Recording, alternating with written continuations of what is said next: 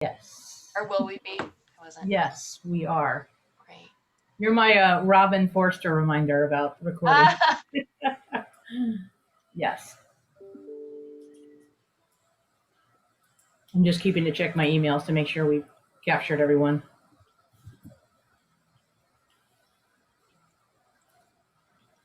Yes.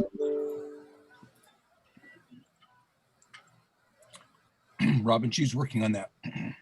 Great. Okay. And since this is a carryover from 2020, even though it's 2021, of course something went wrong. Yeah, we made it through the year though, didn't we? Yeah, we thought we had this all straightened out so you could just click on the link and it would take you right to here and it would be the same every time. And we were so excited. It took us months to pull it off and back to the drawing board.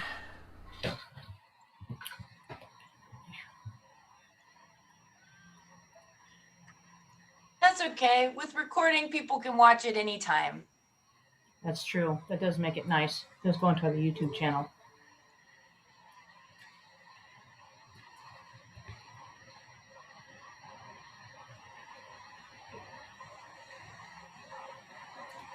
Okie dokie. I think we'll go ahead and start and people can join as they find our link and I'll keep checking our emails. Welcome. Happy Wednesday. I'm Teresa Brand, the Transportation Outreach and Marketing Manager at Lane Transit District, and I'm this year's chair of GreenLane. Thank you for joining us under this Zoom format, under these continuing changing and challenging times. I have a resiliency quote for you. Resilience has been described as the capacity for positive outcomes despite challenging or threatening circumstances. So it's always good to be reminded of kind of what we've all been through. The volunteers who serve on the GreenLane board and the events committee continue to find ways to connect and serve our members as we continue to meet in this virtual space. We're actively striving to set up timely topics through this online platform, and will over the next many months continue to do so until it's safe and possible for us to meet again in person. If you have a particular topic you'd like to see us offer at these monthly meetings, or a particular business endeavor that you think is interesting, please let us know and we'll do our best to bring that to the group. I want to thank the events committee for making this happen, Robin Forster, who's on, Casey Roscoe, and Scott Rogers. We also want to thank Jennifer Patterson, who is our new GreenLane administrative specialist. She's really helped us out. Thanks again to the board members and our subcommittee members on all of our committees, special events, and membership. We have an amazing village that makes things work here at GreenLane. Thanks for coming and spending time with us today. And if you are interested in finding out more about serving on one of the subcommittees, let me know. That's how I started out, and I've met some really amazing, fun people. It's been great. Just a few Zoom reminders for the meeting today. Please leave yourself muted during the meeting until we call on you. When you're speaking, please turn off off your computer if you're going to walk away, and any sounds, so it doesn't look like a distracting movement for the rest. And then again, we'll call on you. Thanks for your help with that. We're going to be doing some Zoom self-introductions. So when I call on you, you can unmute yourself, share your organization, your business, a tagline if you have one, and two things. So business, your tagline, and what keeps you optimistic or allows you to stay in the light right now. And the second part of that is, what new opportunity can you see emerging for you professionally over this next year? So what keeps you optimistic? What's a new opportunity that you are seeing right now that you envision that's going to be happening over the next year? So I can go first to make it easy for you guys to think about those things. Teresa Brand, and I again work for Lane Transit District. We hope you get where you need to go when you need to go. I'm optimistic. I think I stay optimistic because I've believe that we're kind of coming out of a dark time, and I feel like focusing on all the good things and the good work that people have been doing, I think really encourages me, and how people, especially after the fires, people pulled together and really showed what our region's made of. I mean, obviously we didn't just have the pandemic, we had major fires all over our state, but in particular, the one with the Mackenzie fire was pretty devastating. But I think just people pulled together, and it was really wonderful to see.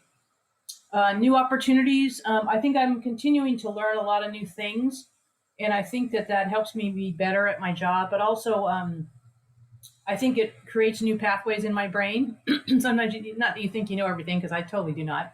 But I've definitely learned a lot of things that I wouldn't have learned without the challenges of 2020, and also the mixing up of my team at work. So I think I wouldn't say it's been good, but I would say that I'm seeing some benefits from that. So finally getting to the other side where I really can see the learning and the growth that has occurred. So, Sarah, name, organization, tagline, and a couple of those things about optimism and what new opportunity has presented itself for you. All right. Yeah, Sarah Whitney, Longtime Watershed Council. And I run the Urban Waters and Wildlife Program. Optimism, I think that getting my first shot really boosted my optimism. And having a lot of friends who've been all the way through their second shot and time after, they're healthy, they're happy. It's the way to go. We're gonna get to see them in person again. So that really fires my optimism. Work growth. I'm gonna get into that in detail here in a moment. So I think that I'll spare you from hearing it twice. Sounds good. How about Casey?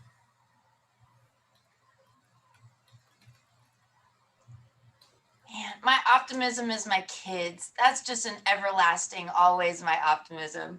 And my first grader lost her front tooth, and the new one's starting to come in. So she's just adorable. She's talking so funny, and I can't help but just look at her. And as miserable as things have been in the last year, pandemic, wildfires, everything. My dad's got cancer, but like on top of everything, the kids just keep growing. And they're doing good, and they're back in school. So that's my happy spot. I mean, just cuddles and a tooth growing in. It's that easy. So that's my good stuff. As far as the professional, man, I'm just excited about knowing more people. And I think that's great, and being connected with more groups. And I think anytime that we can work together toward common goals of sustainability, of carbon capture, of all these things, then that's a good thing. So those are my two things. Thanks, Casey. What about you, Charlie? Hi, good to see everybody. I have Hummingbird Wholesale. We sell organic bulk natural foods, and our tagline is sip the nectar. So the idea that you could get your needs met without creating harm. Yeah, optimism. Been spending the last 30 years trying to realize that happiness does not come from exterior circumstances, and to separate from that external environment as being the condition of my own well-being. So great chance to practice that in 2020 and probably forward into the future. But I think that, yeah, optimism comes from an internal idea of value. And there's so many opportunities for all of us, I think, reflecting what Casey said, to get connected and to have each other through this process so that we don't have to do it by ourselves. And for me, I think that reflects on my opportunity too. I'm the head of an organization which I owned and started with just my wife and myself, and now there's 42 people here, and having to shift my focus from getting things done to helping others grow their ability to get things done, and to do that in a positive way. So that is less satisfying to me because I don't come from that history, and I'm learning to derive great satisfaction actually from seeing other people shine. So that's what I see as my opportunity for the future, is to get better at giving. Thanks, Charlie. That was great. So, Callie, just to catch you up, we are. I'm going around calling on people to talk about their organization tagline, if you have one, or just who you are. What keeps you optimistic right now, and also what new opportunity has presented itself that you may realize over this next year. So, I think Doug, you're up. Hi guys, I'm Doug with Technoprint. And as far as optimism goes, I just, being surrounded by great people is just such a huge help. I've got a great team here at work. at home, you know, my wife and kids and grandkids who have been able to continue to see through the pandemic. We kind of quarantined with that small group. And now that shots are going into arms, it's so much better. I was able to, for the first time in a long time, see my mom and both my sisters and my brother-in-law. We all came over. They all came over to my house, and we had this small dinner for my mom for her birthday because we've all been vaccinated. So it's great. It's that small group. Everyone was vaccinated, and there it is. They've been talking about that, and it happened for us. So it's awesome. And opportunity, again, Technoprint has continued to grow through the pandemic. We haven't gone down, we've gone up. And so I think as the economy turns and other businesses that have had a downturn, turn it around, I think it'll, just business-wise, I think we'll do well. So.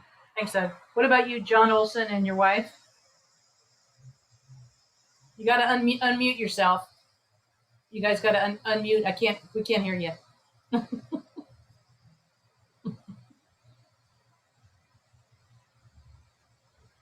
There you go.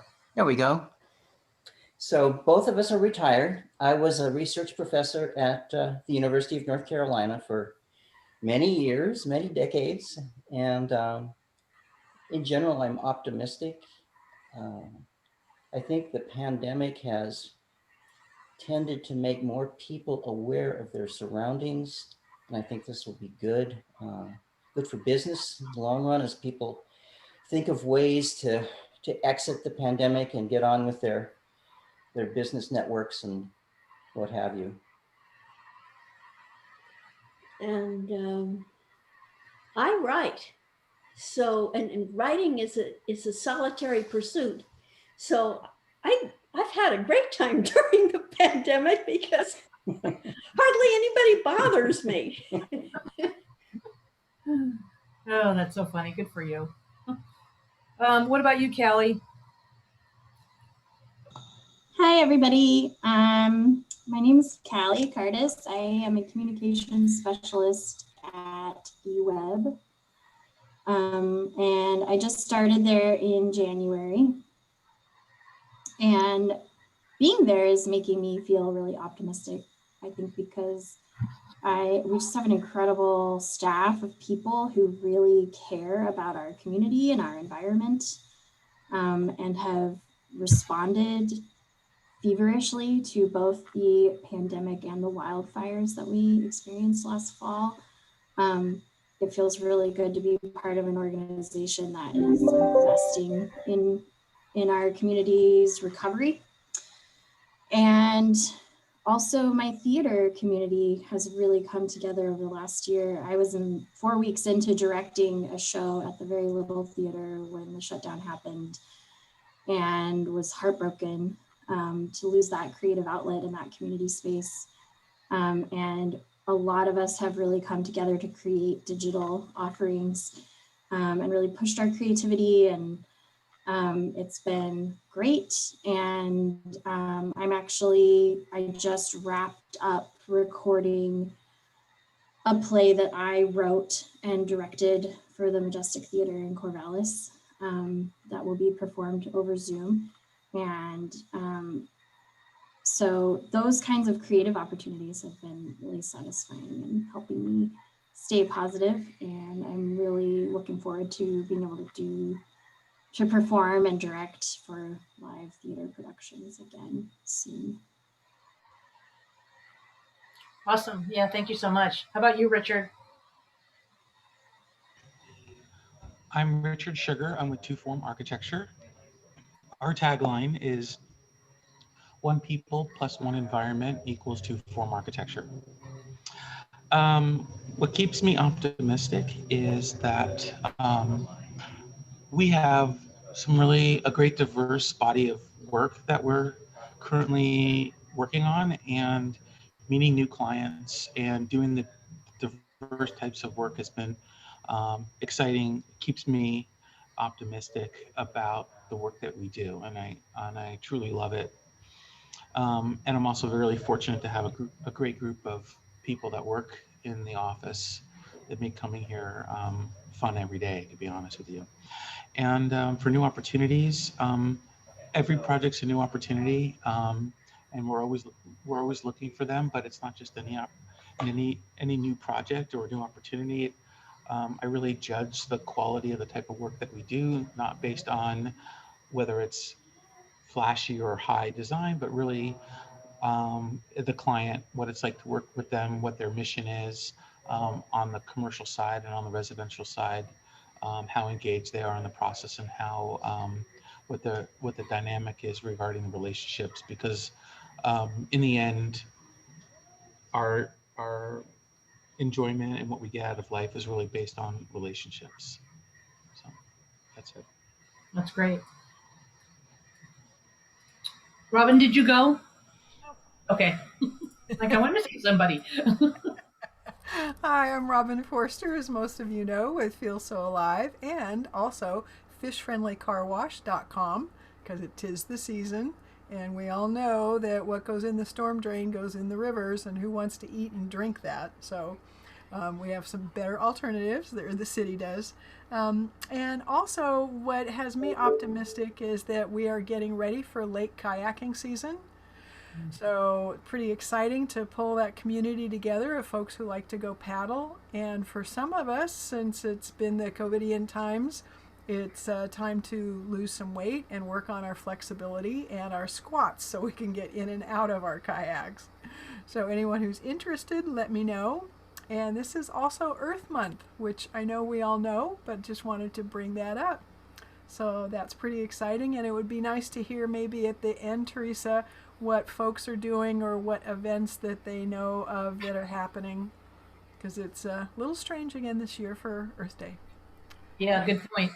Hey, Robin, when I get my attachments to my rack for my truck, since I bought a new truck, let's chat about kayaking, so I could always use a new partner. I made myself a note. Excellent. Okay, sounds good. And car camping we'll have to talk about. Yeah, we need to talk about that too. Okay, just a couple more things, and then we'll go ahead with our presentation. Any member announcements or kudos? These are 5 minutes long, 30 seconds each. If you have any shout outs, raise your hand. I can start while you're thinking about them. My 2 shout outs, the first one is to Lane County Health for their great work on the vaccine distribution. I got my shot on Sunday, and it was in a weird way like going to a rock concert where the cars all go in and go in a certain way, and the parking people are there, whatever, then they give you the shot in the arm, ship you out. It was quite fascinating, but it was down to a science. And Lane County, a paramedic for Lane County was the person that, I mean, I didn't even feel it was like, whoop. And I was like, oh, because I'm afraid of shots. So I was like, oh, that was awesome.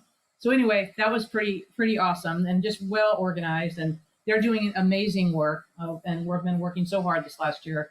And also the second shout out is to our business leaders in our region for their perseverance during this challenging time, both in, creativity and just perseverance with trying to get their PPP loans and all kinds of stuff. I'm sure it's just been really a marathon. So just to recognize all those heroes in our community that are keeping these businesses going, and big and small, I think it's really been amazing. So any other shout outs?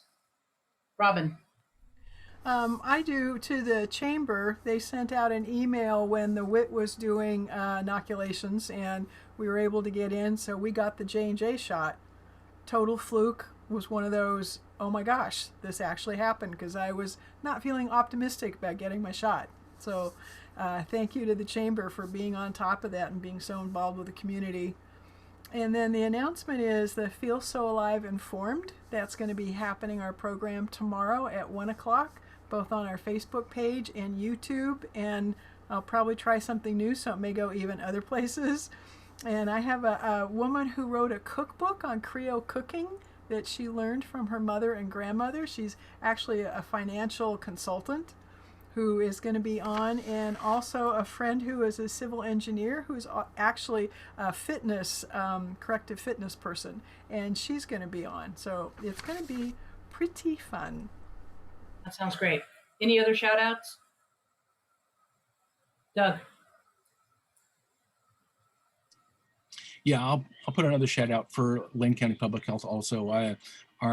Richard and I's Rotary Club does a lot of volunteer work with there, and I did a shift down there volunteering, making sure people's paperwork was correct. And just like you said, it's amazing with the cars coming in, everybody. It just flowed. I mean, it was just amazing. I think we gave out 1,700 inoculations that day, and at one location, and so it was great. Super well organized. They're doing a great job down there. Yeah, just good to recognize all this amazing things. And there's so many things happening with eWeb and, Mackenzie River Trust, and everybody's doing all kinds of stuff. It's really been interesting to see and great, and just nice to take a moment and recognize just all that great human power that's we've been seeing over this last year. I mean, it's always been there, but it's just nice to have all these people come forward. So great job, Doug, and to your club also. Any last minute shout outs before we move on? No? Okay. So this month we have Sarah Whitney with the Long Tom Watershed. She will introduce the panel that's going to talk about how some of these GreenLane businesses are going trout friendly on their sites. And she'll talk about the programs also that she manages with the council. So go ahead, Sarah, and take it away. Thank you, Teresa, can I have share screen to the one that says Sarah with just the little weird body on it? I don't know who the third Sarah is. That's kind of interesting. Hi, I'm Sarah. I work at eWeb, and I arrived late, so I'm catching up with what's going on. I'm the third wheel. Hey, Sarah. Thank you for joining us. All right. Oh, there we go. Great. And we're going to put this one, share. All right, let's see if I can.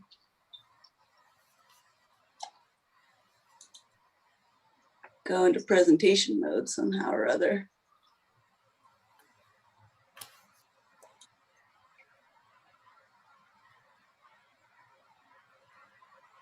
Nope. Which one's my magic button to get It me might to the... be under the view screen on yours, since it's a PDF at the top. It might be under view. Oh. Is there one for a presentation? I don't know. Well, that's fun. All right. Yeah, you might just have to do it from this screen then. I'm not sure. We can do it from here, folks. All right. So yes, I am, you know who I am. So I'm going to start out with a, oh, are you kidding me? People. Okay, there's got to be a better way than that. Check all your toolbars to the right. One of those might be presentation as you hover over them. See if any of those are presentation. I don't know because I'm not used to dealing with this PDF screen, so maybe not. Maybe not. So first, we start off all of our presentations these days with a land acknowledgement, recognizing that the Long Tom Watershed lies within the traditional homelands of the tribes and bands of the Kalapuyan peoples. Following treaties in the 1850s, the Kalapuya people were dispossessed of and forcibly removed from their indigenous homeland by the United States government. Today, many descendants are citizens of the Confederated Tribes of the Grand Ronde community and the Confederated Tribes of Siletz Indians. We acknowledge that we are on occupied lands and express our respect for Kalapuya and all tribal nations of Oregon and the important contributions they continue to make to their communities, including to the stewardship of this watershed. A quickie on what does the Long Tom Watershed Council do? We focus on gathering and sharing valuable data using scientific surveys and monitoring projects. We educate citizens about how the land, water, and wildlife resources are all interconnected. And then we work hand in hand, one-on-one with local landowners to improve the habitat and streams for fish, wildlife, and people alike. And then we help them take care of the local habitats and waterways through improvement projects on the ground, real changes that you'll see some examples of today. And all that work involves you all. as landowners and as volunteers. And one quick thing I want to point out on the map you'll see on the left here, that is the Long Tom Watershed Council service area, which is a little bit bigger than the watershed itself. But one of the most interesting things is our Amazon Creek. I don't know if you can see my little cursor here, but it's a fairly unique creek in that its headwaters are in an urban area, and then it flows out into agricultural and forest lands before it reaches the Willamette River. So it gives us some different understandings of how urban areas impact waterways. And we do our outreach through gathering robust data and then working with folks, bringing local expertise and technical resources to work with folks to make those measurable improvements on the ground. So the urban program is very unique. There's nothing like it in the state of Oregon. Occasionally you'll see a watershed council with an urban program, but what they're doing typically is working on open waterways or wetlands to restore them directly. What we do here in the urban program that I'm managing is work with landowners to improve water quality before it reaches our waterways and reintroducing native habitat on those private lands. And we exist because back in 2011, there was a lot of finger pointing between the agricultural folks and the urban folks saying, you're the reason there's pesticides in the water. No, you're the reason there's pesticides in the water. So that shifted when we joined the Pesticide Stewardship Partnership managed by Oregon Department of Agriculture and Department of Environmental Quality. We tested that water. And it turns out everybody's a part of the problem and everybody can be part of the solution. So we coordinated with the city of Eugene, who already had a stormwater program in place that was required for new construction or for large remodels. And that's still in place. But what that leaves behind is the myriad of existing sites that don't have any requirements to integrate stormwater management. So that's where the urban program started, and what is now called the Trout-Friendly Landscape Program, because there's a lot of other things that we do within the urban program. But the Trout-Friendly Landscape Program is specific to working with commercial and industrial businesses to improve water quality and habitat condition on their sites. Why are we doing that? We've really, through our urban development, have really shifted how water moves through the landscape. And these are statistics that you're looking at here for the Long Tom watershed. Whereas before development, if you're looking at a 1 acre area, I think, Teresa, you might not be muted. I'm not sure who else might be. So we had, forested lands with open soil. Imagine that. And where water, when it fell, was intercepted by trees, by things growing on the ground, and water would seep into the soil, recharge groundwater, and very slowly but surely make its way to our open waterways. Now we have gray infrastructure, critical for not having flooded urban waterways. We really are moving our water quickly from the land into those stormwater receiving streams. And as it moves quickly, it's also picking up the pollutants that land on those impervious surfaces. And they're all just shifted directly to those receiving streams. So we not only have pollution, we also are creating floods, flashy water activity in our stormwater receiving streams. So we get flash floods, which causes erosion, and then we have dry periods in between those rains, whereas before we would have a very even, continuous water moving its way to the open receiving stream. So we've really shifted not only how our waterways are healthy, but also our urban landscape, where we have essentially desertification across the urban lands, which makes growing things really challenging. So very recently, this is why I didn't go into it earlier, the Urban Waters and Wildlife program has shifted to the Urban Waters and Wildlife Partnership. We're working throughout Eugene, Springfield area with an eye to working in all of the urban areas throughout the upper Willamette watershed. So quite broad. And what you're looking at here are our partners. We're really growing exponentially. And luckily, I have the help of some other folks to help me organize how it is that we expand and grow to better serve the urban areas in the upper Willamette. So looking back at the Trout-Friendly Landscape Program, what is it I'm doing with folks? What are we doing together? I'm facilitating voluntary. That's the key word here. This is a choice made by business owners and landowners to create water quality improvement projects. We're focusing on commercial, industrial, church, and school sites because that's where we have the most impervious surfaces. And that's instead of working one-on-one with each residential folk, because impervious surfaces are essentially a proxy for pollutants. The more impervious surfaces, the more pollutants will be coming off of that site. So we're looking to alter landscape and operational practices through design and maintenance recommendations. So I'll either improve stormwater management or in many cases, create brand new. There's no stormwater management site other than say a catch basin.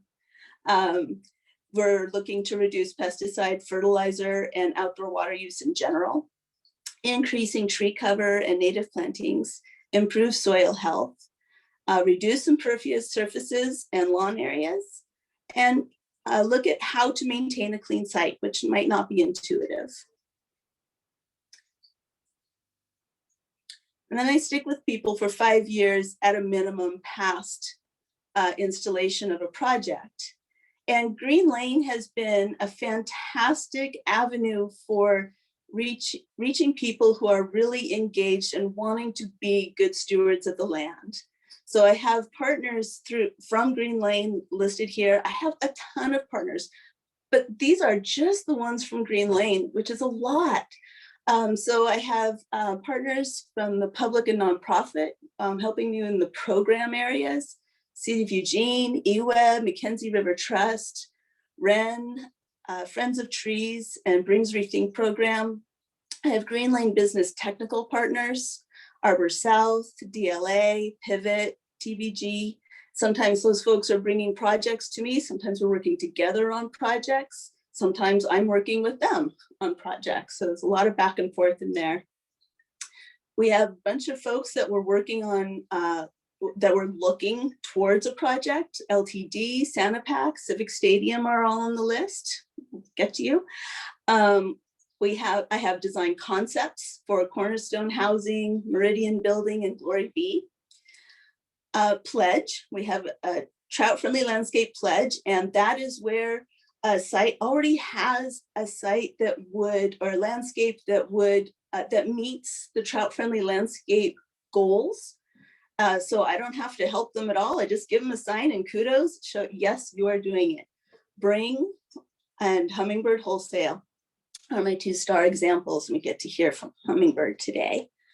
And then we have installations, Trout-Friendly Landscape installations at Mountain Rose Herbs, Essex Construction, QSL Print Solutions, Seneca Sawmill, and 2-Form Architecture. And again, you'll get to hear from several of those today. This is what a pledge sheet looks like, and I can send that out to folks if they're interested. And we can see if your landscape already meets the Trout-Friendly Landscape goals or what shifts we can make together to meet those goals. And with that, I'm going to hand things over to Charlie and let him speak about his motivations for creating a trout-friendly landscape site. He did it without me. So I'll turn it over to him. Thank you, Sarah. I appreciate it. And Sarah's too kind to mention it, but her enthusiasm and infectious energy is definitely a part of why the program is successful from my perspective. So that's to the point that each of us individually can make a difference. And for me as a college student, I was challenged to be a gardener as well, finding that I was moving from place to place more frequently than I was able to harvest the outcome of my efforts. And so I decided I was going to change my idea of what I was doing, that what I enjoyed doing wasn't just the outcome, but also the process. And so I just wanted to remind everybody to claim the word steward. In the context of our history, more than 10,000 years, we've had to pay a lot of attention to our environment and understand it intimately in order to get our needs met. And I think in today's society, while that's probably not a requirement for living, it's a requirement still for having a quality of life. And so if only what you're doing is interacting with nature at the level of your flower pot, then I encourage you to fully engage there. It's just an amazing process. Plant a sunflower seed if you want to see a miracle occur. Next slide for me, Sarah.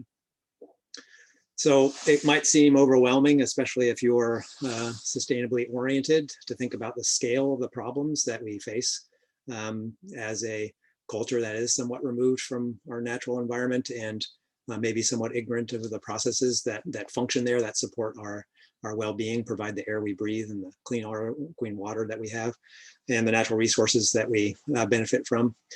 So just to remind you that how you see the world is a reflection of the world itself. And so if we give up on our stewardship relationship, then the whole system can't function, right? Even if we're not the large polluter industry in the area that actually needs to make the biggest change, still we collectively are a greater force in the world than any individual one situation. So that's part of the motivation for me to take my little section of the world. You can go ahead and shift to the next one, Sarah.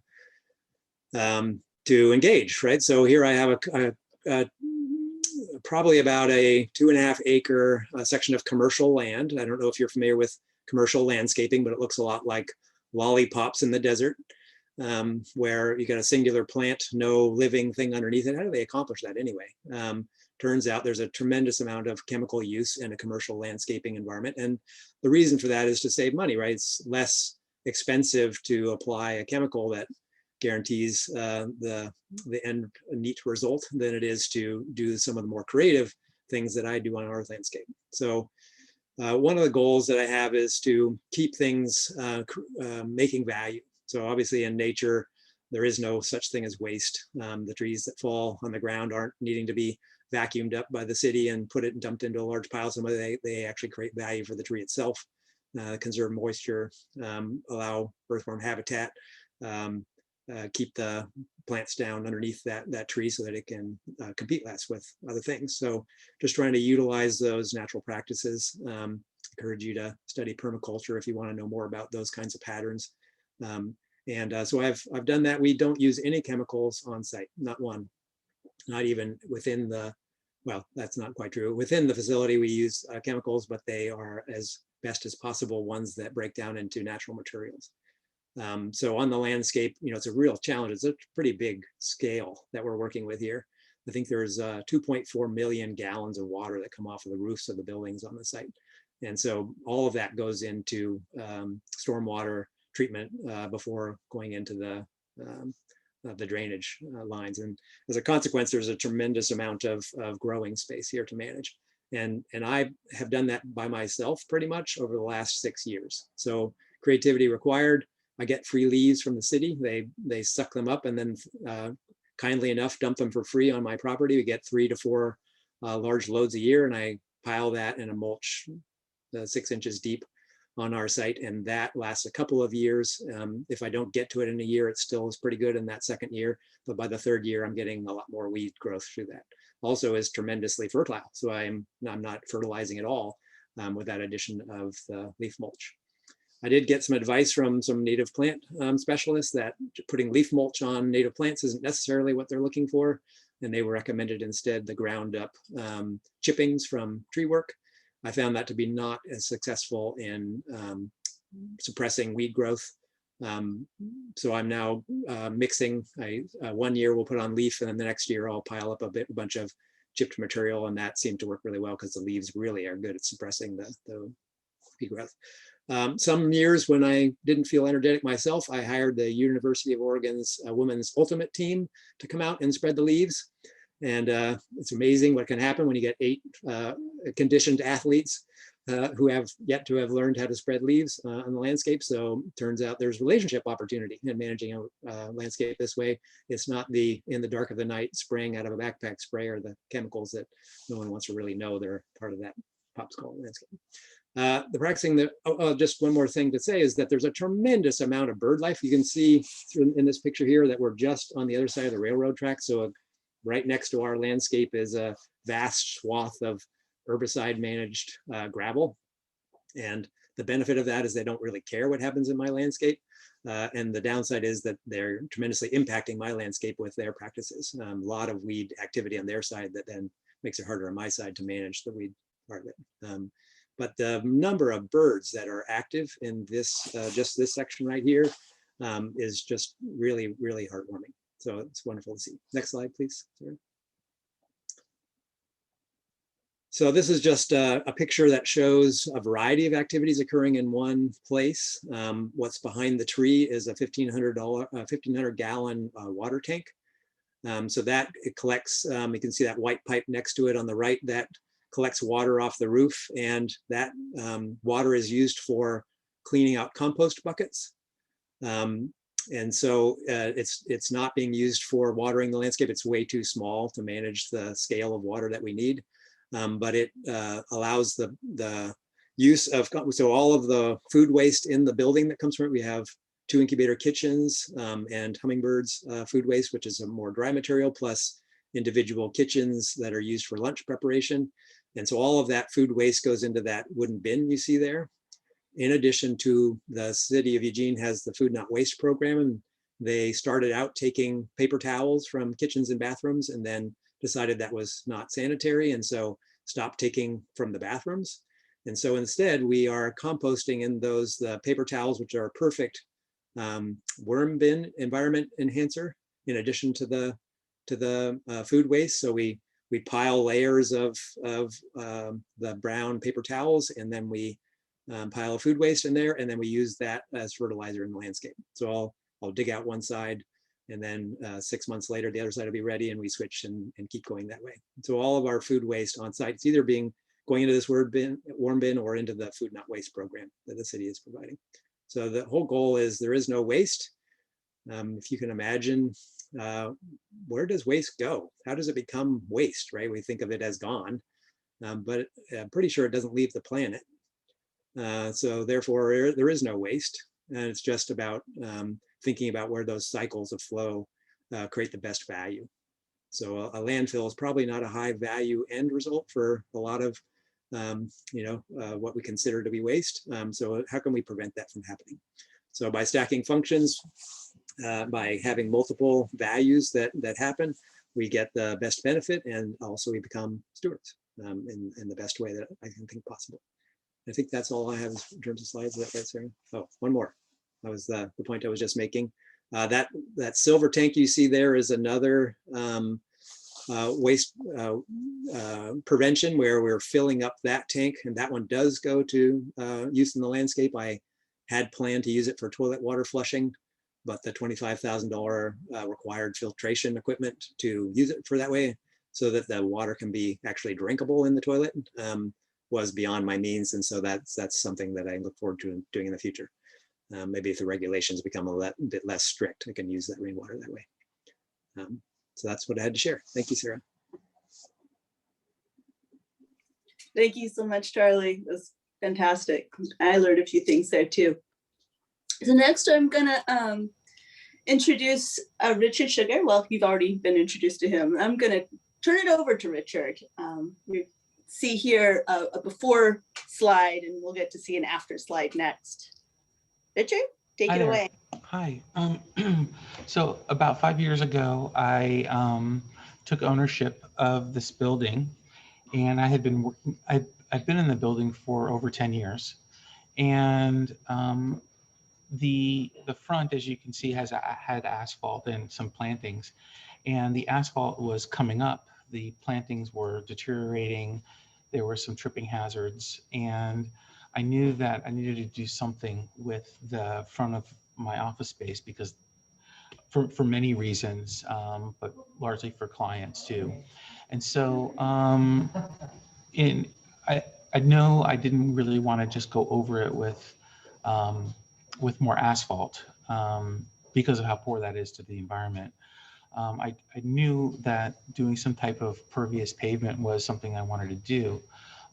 One of the people I work with here is Aaron Whitney, who is related to Sarah, who had recommended that I talk to Sarah about some opportunities that would be available by taking it even further beyond just pervious pavement. And that intrigued me, and Sarah got in touch with me, and we talked about what opportunities there were regarding not just dealing with the what would be impervious surface area and dealing with the pervious pavers, but also perhaps treating the roof runoff that currently, or at the time, was going just to downspouts. And so Sarah came up with a design to incorporate some flow through or some treatment planters that we would take take the roof runoff and run it into the planters for treatment. The other issue I had on the site was the area between the sidewalk and the parking spot in front of the number 125 was very steep, and there really wasn't a good transition between the sidewalk and the building. And so the idea that Sarah came up with is to utilize a planter to help deal with the change of elevation also. And so we came up with this kind of two-pronged approach to dealing with stormwater, and again, the pervious pavers and the planters, and really came up with this idea of trying to, it's in the lower right-hand side, you can see this, there is a planter right in front of the garage, the glass garage doors that we often will open in the summertime.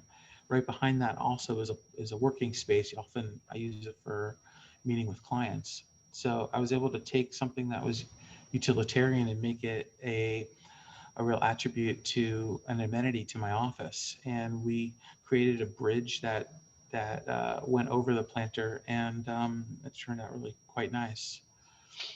And also what also was great was how the planter along the sidewalk really did help with the grade transition, but also a good way to define the zone from my office and our space, and also the public domain. So having that kind of a implied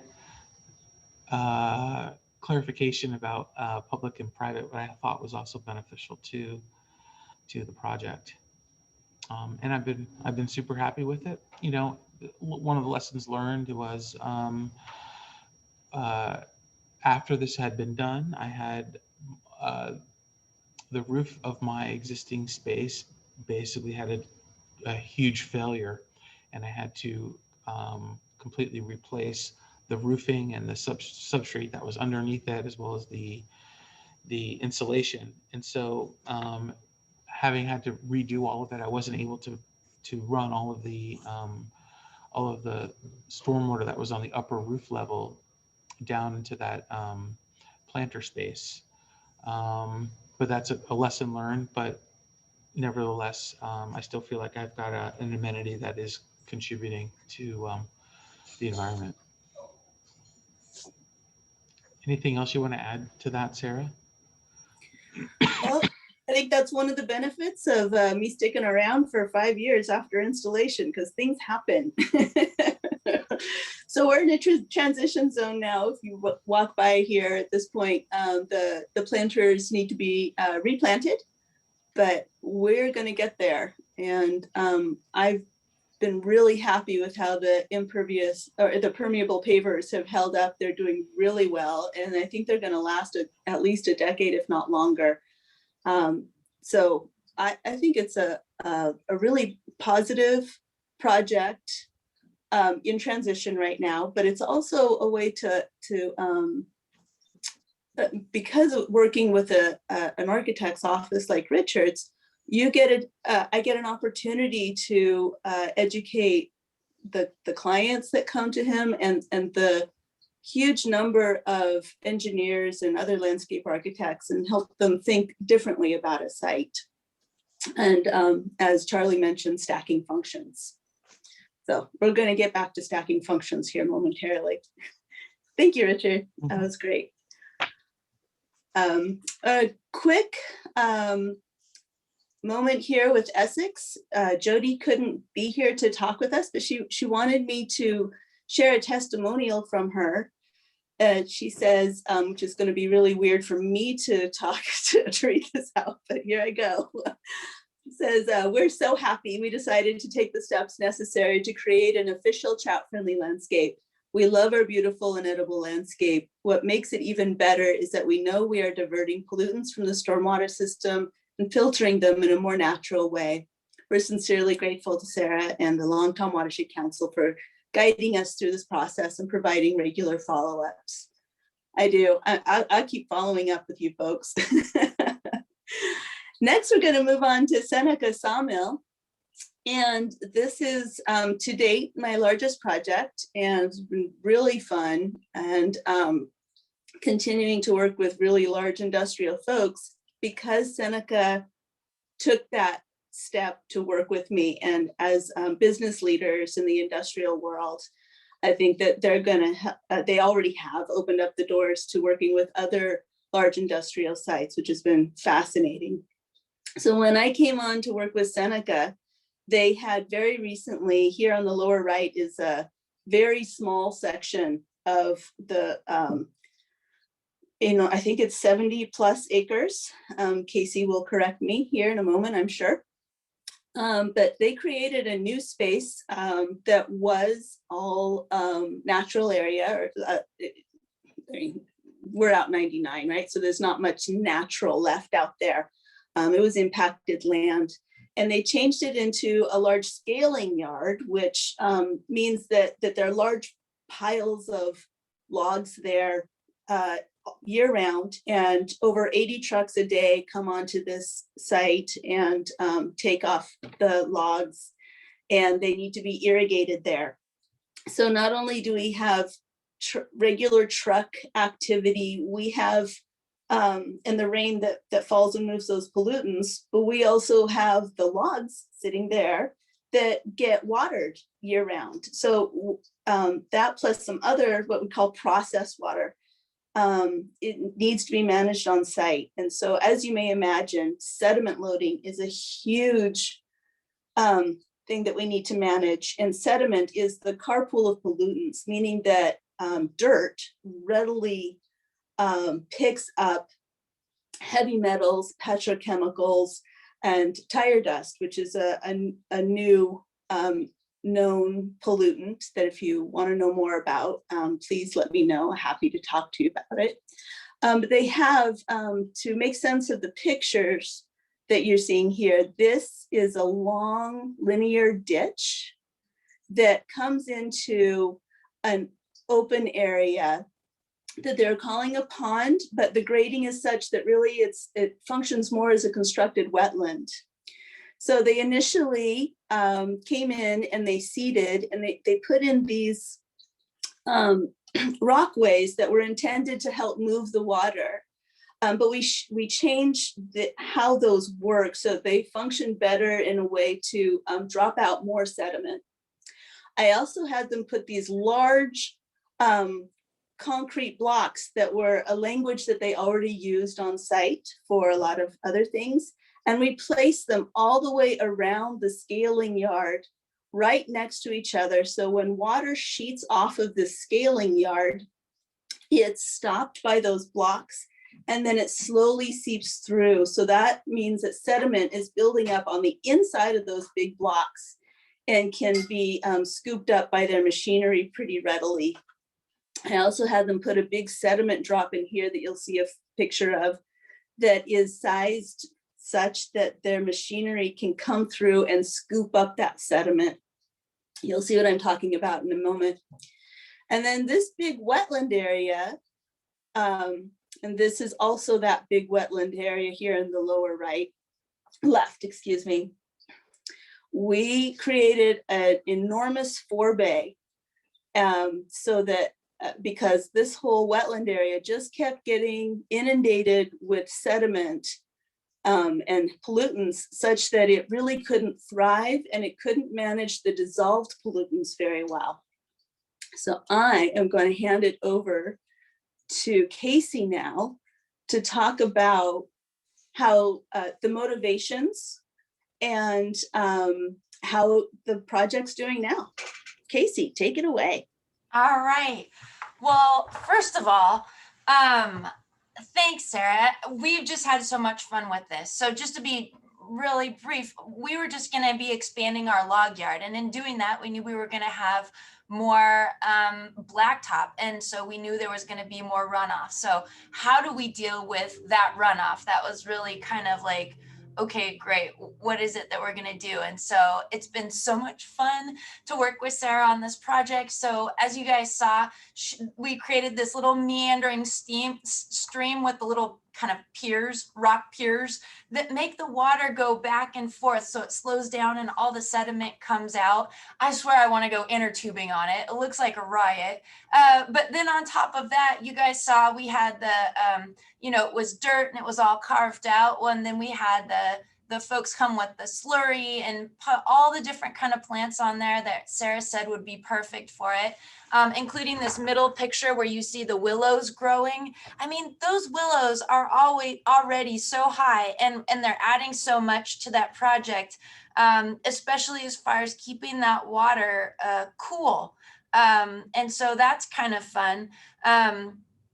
We've got over in one of the areas, we've got those things that remind me of stuffing my mom's stockings with something, but they stop at least the surface stuff from going past and absorb a lot. And so anyway, it's so much fun to have this gorgeous water. I don't know if you guys can see, but you can see the bottom in all of this because the water's just gorgeous. Like even the picture with the rock, you can actually see not only the bottom, but all the shadows and everything. And I was just out there taking these pictures yesterday, which is so much fun. And yep, we've got this wetlands now. And of course, there's a bunch of birds out there. And it's just gorgeous. And our whole purpose of doing this was because we wanted to do this in a world-class way. We knew we were going to have runoff and we wanted that water to be pristine when it hit the A1 channel. And so we were able to accomplish all this stuff with the Longtom Watershed Council. So pretty fun project. Thanks, Sarah. Thank you so much, Casey. I see we're at time, so I just want to very quickly say that those photos were so fun because not only could you hear the birds chirping and the water running, you could also hear the equipment and the trucks backing up, and just those two meshed together were really such a treat. So I know we're at time. If people are interested, I'm happy to stay after and answer questions or just email me. Great. Thank you so much, Sarah. And thank you to the team members today that came and talked about their projects. We really appreciate your commitment and also the different types of projects that are possible, both in something on the large scale, which I know has been an example, to other industrial folks out where Seneca is, and then also these smaller individual projects that can be done in a lot of different ways. So it's really great examples. And also just is really encouraging in what we can do, and also the resources that are out there. So thank you so much, really fantastic. Just a reminder that we do post our topics each month on YouTube. So if there's someone who would like to, that you know would like to review this, just send them to our YouTube channel. Coming up in May, we will be hosting Gary Pankintman, who's the sustainability manager at PacTech. They're going to be talking about learning, growing, and thriving out of this changing time and some of the things that they've been going through at PacTech. Obviously, as you know, they've been involved with the Bold Steps program in the past as a former winner, so they've done some great things. In June, Jamie is coming from the Travel Oregon group to talk about the trends that are happening in Oregon around travel and some things that are starting to change. Obviously staycations and all those things are happening, but also kind of what's going on with people moving in that industry with travel and tourism in Oregon to kind of see what they think is going to happen out of the pandemic and as we move out of this. And in July, the City of Eugene Transportation Options Team is going to talk about their electric vehicle ordinance and some of the work they're doing around electric scooters and just some of the things that they workshops and trainings that they're doing around the ordinance and how that you may start to see that on the landscape here in Eugene. So kind of exciting topics. We also are going to be trying to work on a tour in August. It may be virtual, but if you have some ideas for a tour, let us know and we can either film it if we're still thinking that that's the best way to go, or we can meet in person if it's safe to do so. So just be thinking about that as we're starting to schedule for late summer and fall. If you also want to do a spotlight on your business, which is a 5-minute shout out that you can do as part of the early part of the meeting, let Robin know, and she can help set that up for you. Our final quote: resilience is based on compassion for ourselves as well as compassion for others. Thank you again for coming to GreenLane this month. We hope to see you again. And again, thank you to our speakers and to Sarah for the amazing work that you're doing. If any of you want to stay after and ask questions of Sarah or any of the group, that'd be great. And if not, have a fantastic day. Thanks again. Hey, Teresa, before we go, can I just want to offer Sarah a gift. This is a willow basket that was made from willow grown in our bioswale by Dahlia and Mario, who are up in Corvallis. And so I just wanted to share this with Sarah for her hard work and her team at the Watershed Council, and it'll be full of hummingbird goodies when she gets it. So I just wanted to give her a chance to celebrate Sarah's contribution. Thank you so much, Sarah. Charlie and verklempt. Thank you so much. It's beautiful. Yeah, there's more of them that they made, and you get to have one of them. So it'll show you that we can use our urban landscapes to create value. Beautiful. Oh, that is so cool. That's amazing, Charlie. I'm sorry, was that a question? For Sarah. No, thanks again to our speakers. You guys have a great day. So nice meeting and seeing Charlie, and a couple of you I haven't seen in a while. So thanks for eWeb for being here. We really appreciate all you guys are doing. So hats off. Great work. Thank you so much, everybody. Thanks, Sarah. Take care, you guys. Have a good day. Thank you.